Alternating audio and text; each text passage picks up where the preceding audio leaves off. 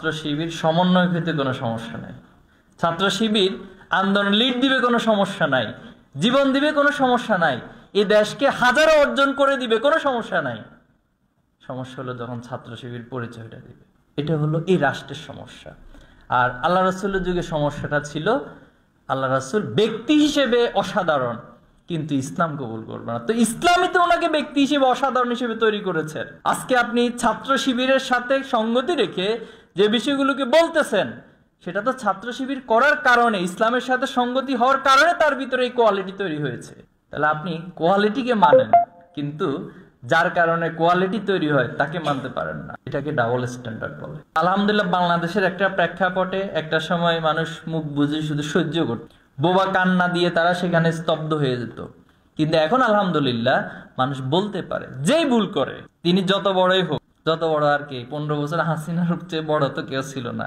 হাসিনাকে যে পরিমাণ স্ল্যাং ইউজ করে এই প্রজন্ম লাল কার্ড দেখাইছে, তার চেয়ে আর বড় পেসিস্ট কি হবে, বা তার চেয়ে আর বড় স্বৈরাচার বাংলাদেশে কি হবে। সেজন্য ডোন্ট কেয়ার। ওকে, এখন আসেন ফ্যাসিবাদের ক্ষমা নিয়ে যে নতুন করে কিছু তর্ক বিতর্ক চলছে। তো ক্ষমা তো তাকেই করা হয় যে ক্ষমা চায়, ভুল স্বীকার করে, নাকি? এখন আপনি যখন একটা পাপ কাজ করলেন, আল্লাহ তাআলা আপনাকে অটো ক্ষমা করে দেন, নাকি আল্লাহর কাছে গিয়ে তাওবা করেন, ইস্তেগফার পড়েন, এরপরে কান্নাকাটি করে আল্লাহ তুমি আমাকে মাফ করে দাও, তখনই তো ক্ষমা করা হয়। আবার ইন দ্য সেম ওয়েতে কোনো ব্যক্তি যদি আপনার সাথে অপরাধ করে, অপরাধ করার পরে সে বলছে যা করছি করছি, পারলে আরো করব, তখন ঠিক আছে মাফ করে দিলাম, বিষয়টা কি এমন ঘটে? না, বিষয়টা হচ্ছে তাকে আগে তো ভুল স্বীকার করতে হয়, যে আমি যে গণহত্যা চালাইছি, আমি যে অন্যায় করছি, মানুষের উপর জুলুম করছি, এটা আগে স্বীকৃতি দিলাম, ইনশাআল্লাহ আমি এখন থেকে ভালো হয়ে যাব। তখন এবার প্রশ্ন আসবে যে তাকে ক্ষমা করা হবে কি হবে না, নাকি শাস্তি দেওয়া হবে। কিন্তু সে তার অলরেডি আমরা যেটা দেখতেছি তাদের অনলাইন অ্যাক্টিভিজম এর অন্যান্য জায়গায়, তারা বলতেছে তারা গণহত্যা চালাই নাই।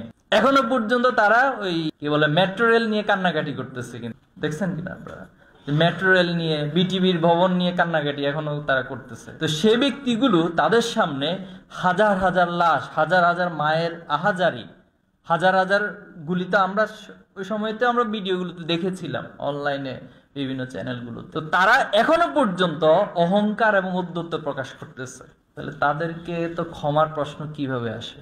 This is big question. এর জন্য তারা আগে ভুল স্বীকার করে ক্ষমা চাইতে হবে, এরপরে যারা ভিকটিমস হয়েছে, যাদের তাদের সন্তান হারিয়েছে, যারা তাদের ভাই হারিয়েছে, বোন হারিয়েছে, তারা সিদ্ধান্ত নিবে যে তাদেরকে ক্ষমা করা হবে কি হবে না। এটাই তো আল্লাহ রাসূলের নিয়ম, এটাই তো নীতিমালা।